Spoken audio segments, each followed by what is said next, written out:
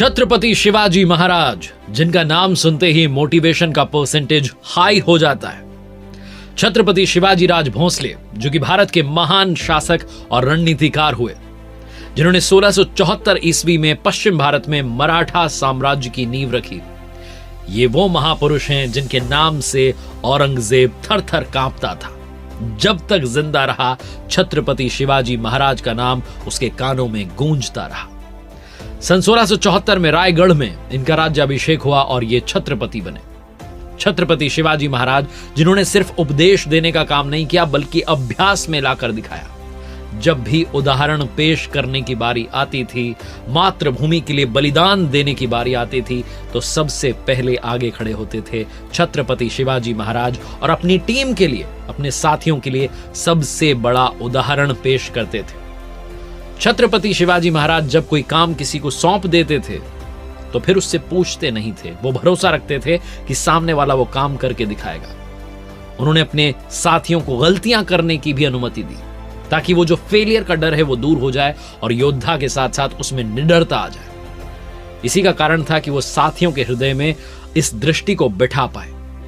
स्वराज्य के उद्देश्य से वो लगातार आगे जा रहे थे और उनके पास में कहते हैं कोई भी पहुंच सकता था। जो निचले पद का व्यक्ति भी होता था, जिसे लगता था कि शायद मैं अपनी बात एक बार पहुंचा दूं, उसकी बात को भी गौर से सुनते थे। बहुत उत्साह के साथ उसके सुझावों को अपनी सेना के जो कार्य होते थे, जो रणनीति होती थी, उसमें शामिल करते थे। ऐसे महान शासक, महान योद्धा, महापुरुष छत्रपति शिवाजी महाराज के जीवन से सीखने वाली 5 बड़ी बातें कौन सी हैं, आइए बात करते हैं। आप देख रहे हैं लर्निंग सीरीज सीखोगे नहीं तो जीतोगे कैसे। मेरा नाम है आरजे कार्तिक। सबसे पहली बात जो आप सीखिए छत्रपति शिवाजी महाराज के जीवन से, अटलता। दृढ़ निश्चय के साथ जीवन में आगे बढ़ना जरूरी है। परसिस्टेंस बहुत जरूरी है। छत्रपति शिवाजी महाराज ने युद्ध जीतने के बाद, कहते हैं इतिहासकार, कि जश्न मनाने में महीने बर्बाद नहीं किए। एक अभियान जीतते थे तो अगले अभियान की तैयारी में लग जाते थे। इसका रीजन क्या है? इसका रीजन है समय बर्बाद ना करना। जो काम की स्पीड है उसको धीमा नहीं होने देना। ऐसा नहीं कि महीनों महीनों तक जश्न मना रहे हैं एक जीत का। वो तुरंत अगले अभियान की तैयारी में लग जाते थे। तुरंत वो सोचते थे कि अगले किले को जो है हमें फतेह हासिल करना। उन्होंने सिखाया अपने साथियों को कि दुश्मन के एक वार से संभलते ही उसे दूसरा झटका देना। आज की लाइफ में बात करूं तो कई बार लोगों को लगता है कि हमारा काम तो हो गया, अब आराम करना है, छुट्टियां मना के आनी है, अब आगे जो है थोड़ा सा आराम करेंगे, उसके बाद देखेंगे। लेकिन छत्रपति शिवाजी महाराज का जीवन बताता है कि निरंतर चलते रहना ही जीवन है। हम कई बार यही गलत हो जाते हैं। महीनों महीनों तक हम अपनी स्पीड को स्लो कर लेते हैं। हमें लगता है कि अरे हमने करके दिखा दिया ना, अब थोड़ा ब्रेक ले लेते हैं। वो जो थोड़ा ब्रेक है वो कब ज्यादा बड़ा ब्रेक हो जाता है हमें मालूम नहीं चलता। तो सबसे पहली बात तो छत्रपति शिवाजी महाराज सिखाते हैं, अपने काम के प्रति अटल बनिए, अटलता जीवन में लेकर आइए। दूसरी सबसे बड़ी बात जो छत्रपति शिवाजी महाराज के जीवन से सीखने को मिलती है, नहीं हो सकता की जगह कहना शुरू कीजिए क्यों नहीं हो सकता। उनके जीवन काल में कई ऐसे उदाहरण आए जब कोई सामान्य स्तर का व्यक्ति होता तो कह देता है तो इम्पॉसिबल है, तो असंभव है। लेकिन ये असंभव शब्द छत्रपति शिवाजी महाराज के जीवन में था ही नहीं, उनकी डिक्शनरी में था ही नहीं। उन्होंने तमाम चुनौतियों का सामना किया और दुनिया को दिखाया कि एक योद्धा क्या होता है, एक महापुरुष का काम क्या होता है। जो पहाड़ों की तरह दिखने वाले बड़े बड़े चैलेंजेस थे, उनसे पार पाना ही उनकी स्पेशलिटी बन गई थी। छत्रपति शिवाजी महाराज को गुरिल्ला युद्ध का जनक माना जाता है। गुरिल्ला युद्ध जो है, अगर आप समझना चाहें तो छुप करके दुश्मन पर अटैक करना, जो एक बार में ही काफी सारा नुकसान पहुंचा दे। और गुरिल्ला युद्ध जो है, मराठा साम्राज्य की जो राजनीतिक सफलता थी उसका बहुत बड़ा कारण था।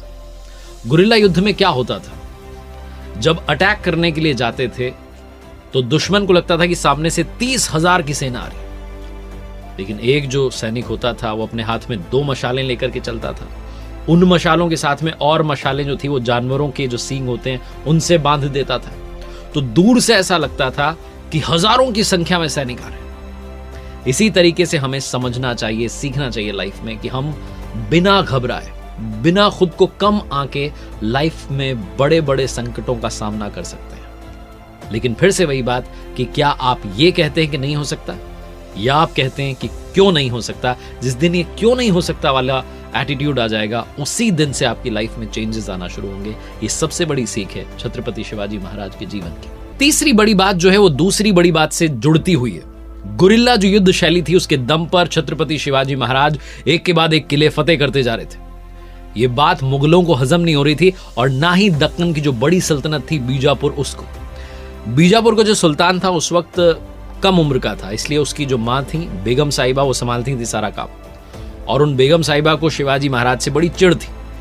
तो छत्रपति शिवाजी महाराज का खात्मा करने के लिए उन्होंने कुछ खास लोगों को दरबार में बुलाया और कहा जाता है कि उन सबके सामने उन्होंने कहा, बेगम साहिबा ने, कि यहां बड़े से थाल में पान का बीड़ा रखा है, आप में से कौन ये बीड़ा उठाएगा छत्रपति शिवाजी महाराज को खत्म करने का। उस दरबार में सन्नाटा छा गया क्योंकि सब जानते थे कि छत्रपति शिवाजी महाराज कितने ताकतवर थे। उन्होंने बड़े बड़ों को पानी पिला दिया था। लेकिन तब कहा जाता है कि एक हट्टा कट्टा व्यक्ति जो कि बड़ा लंबा चौड़ा था कद में, वो आगे आया और उसने वो बीड़ा उठाया। उसका नाम था अफजल खान। अफजल खान ने बीड़ा तो उठा लिया, लेकिन अब उसे धीरे धीरे समझ में आने लगा कि मामला आसान नहीं है, कुछ भी हो सकता है। लेकिन क्योंकि बीड़ा उठा लिया था, पीछे कदम नहीं खींच सकता था, वरना काफी लोग काफी कुछ कहते। इसलिए वो हजारों सैनिकों के साथ में उस किले के करीब पहुंच गया जहां छत्रपति शिवाजी महाराज थे। लेकिन वहां पहुंचते ही उसे समझ में आ गया कि पहाड़ियों के बीच में जो किला है, यहां पर तोपें, हाथी कोई काम नहीं आने वाले। बड़ी घेराबंदी करके आया था, लेकिन धीरे धीरे समय बीतने लगा और खाने पीने के लिए, सेना के लिए किल्लतें होने लगी। तो ऐसे में उसे लगा कि क्यों ना एक संधि कर लेते हैं, एक मीटिंग फिक्स करते हैं। तो अपने दूत के साथ में उसने पैगाम भिजवाया छत्रपति शिवाजी महाराज के पास कि आपकी और हमारी मीटिंग जो है वो तय की जा रही है, आप आइए मिलने के लिए। छत्रपति शिवाजी महाराज ने हाँ कह दिया, लेकिन उन्होंने अपनी तरफ से एक शर्त रखी कि जो मुलाकात है किले के पास वाली घाटियों में होनी चाहिए, क्योंकि स्ट्रेटेजिकली उनकी बढ़त उस एरिया में ज्यादा थी। छत्रपति शिवाजी महाराज को मालूम था कि दुश्मन जो है वो छल कर सकता है। 10 नवंबर 1659 को कहा जाता है कि छत्रपति शिवाजी महाराज और अफजल खान के बीच में वो मीटिंग हुई। उस मीटिंग में एक शर्त ये भी रखी गई थी अफजल खान की तरफ से कि दोनों जो व्यक्ति आ रहे हैं मिलने के लिए, वो हथियार अपने पास में नहीं रखेंगे। तंबू के बाहर सिर्फ एक व्यक्ति अपना सहयोगी जो है वहां पर रखेंगे। छत्रपति शिवाजी महाराज जब अफजल खान के सामने पहुंचे तो उसने गले मिलने के बहाने से जो वो कटार छुपा के लाया था उससे वार कर दिया। लेकिन बदले में छत्रपति शिवाजी महाराज भी तैयार थे। उन्होंने बाघ नखा पहन रखा था, जो बाघ के नाखून होते हैं, टाइगर के, और उससे एक ही वार में कहा जाता है अफजल खान का काम तमाम कर दिया। ये तीसरी जो बड़ी घटना है और जो बात है सिखाती है कि बल के साथ में बुद्धि का प्रयोग करना भी आवश्यक है। तभी जाकर के आप लाइफ में विक्ट्री हासिल कर सकते हैं, चाहे सामने आपके कितना भी बड़ा दुश्मन क्यों ना हो, कितना भी बड़ा चैलेंज क्यों ना हो। प्रतापगढ़ की वो जो जंग थी वो छत्रपति शिवाजी महाराज ने अपनी फुर्ती के दम पर, अपनी ताकत के दम पर अपने नाम कर ली थी। छत्रपति शिवाजी महाराज के जीवन से सीखने वाली चौथी बात, जीवन में डेडिकेशन लेकर आइए, समर्पण की भावना होनी चाहिए। वो एक दूसरे के लिए समर्पण होता है जो टीम मेंबर्स में होता है, वो अपनी मातृभूमि के लिए समर्पण होता है, वो अपनी फैमिली के लिए समर्पण होता है, कर्तव्यों के लिए समर्पण होता है। छत्रपति शिवाजी महाराज ने अपने सभी साथियों को यह समर्पण की भावना सिखाई। तानाजी मालुसरे साहब जो कि मराठा योद्धा हुए, महान मराठा योद्धा, अपने बेटे की विवाह की तैयारी कर रहे थे। रायबा की शादी थी। निमंत्रण देने के लिए छत्रपति शिवाजी महाराज से मिलने पहुंचे तो पता चला कि छत्रपति शिवाजी महाराज कोंढाणा किले को फतेह करने की तैयारी कर रहे हैं। तो शिवाजी महाराज के, छत्रपति शिवाजी महाराज के जो सरदार थे शेलार मामा, उन्होंने कहा तानाजी मालुसरे से कि आप पहले रायबा की शादी कर लीजिए, फिर कोंढाणा को सोचना, उस मुहिम को सोचना। तो महान मराठा योद्धा तानाजी मालुसरे साहब ने कहा कि नहीं, छत्रपति शिवाजी महाराज का जो कर्तव्य है उसे निभाना है हमें। उन्होंने कोंढाणा किले को फतेह करने की तैयारी की है, तो मैं उसमें सबसे आगे रहूंगा। उन्होंने कहा पहले किला जीतेंगे फिर शादी करेंगे। लेकिन इस युद्ध में तानाजी मालुसरे साहब शहीद हो गए। महान मराठा योद्धा तानाजी मालुसरे जब चले गए तो छत्रपति शिवाजी महाराज ने कहा कि गढ़ तो हमने जीत लिया, लेकिन शेर खो दिया। कोंढाणा किले को रीनेम कर दिया, नाम बदल दिया और सिंहगढ़ उसका नाम रख दिया। और जो तानाजी मालुसरे का कर्तव्य था, अपने बेटे की शादी करनी थी, उस कर्तव्य को स्वयं छत्रपति शिवाजी महाराज ने अपने हाथों पूरा किया। उन्होंने तानाजी के बेटे रायबा की शादी करवाई। ये टीम मेंबर्स के लिए समर्पण होता है, जो बड़े साम्राज्यों के निर्माण में बड़ा सहायक होता है। जीवन में बिना डेडिकेशन के आप किसी भी मंजिल तक पहुंच नहीं सकते। इसीलिए सीखिए कि डेडिकेशन होता क्या है और कैसे इसको निभाया जाता है। और आखिरी बड़ी बात जो छत्रपति शिवाजी महाराज के जीवन से सीखने को मिलती है, इनोवेशन बहुत ज्यादा आवश्यक है। कुछ ना कुछ नया ट्राई करते रहना चाहिए, चाहे गुरिल्ला युद्ध की बात हो, चाहे नेवी की बात हो। छत्रपति शिवाजी महाराज को इंडियन नेवी का जनक भी कहा जाता है। जो नौसेना का निर्माण है उनके कार्यकाल में हुआ। इंडियन नेवी के डॉक्यूमेंट्स कहते हैं कि छत्रपति शिवाजी महाराज के अधीन जो है इतनी मजबूत सेना थी कि चाहे ब्रिटिशर्स हों, पोर्चुगीज हों, डच हों, उनके खिलाफ अपनी पकड़ बना रखी थी। छत्रपति शिवाजी महाराज ने जहाज निर्माण के लिए कल्याण भिवंडी और गोवा को सिलेक्ट किया था। ये व्यापार और जंग दोनों के लिए वहां पर जहाजों का निर्माण होता है।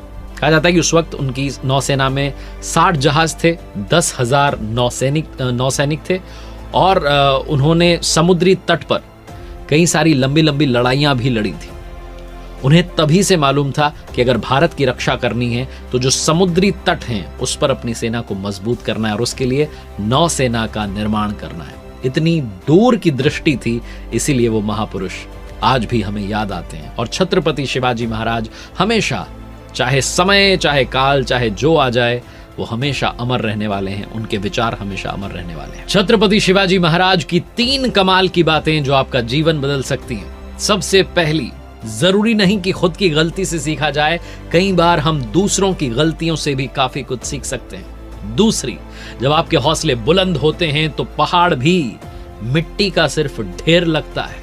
और तीसरी, जो इंसान समय के कुचक्र में, बुरे दौर में भी पूरी शिद्दत से, ईमानदारी से अपना काम करता है, उसके लिए समय खुद को बदल लेता है।